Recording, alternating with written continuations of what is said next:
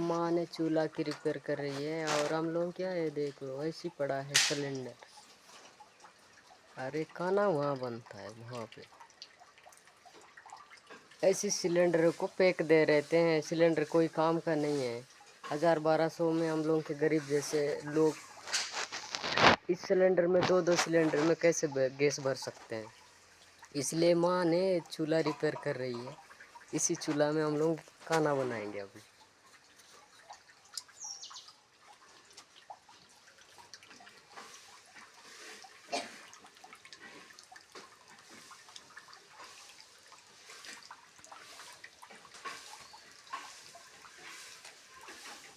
और एक खाना यहाँ बनता है।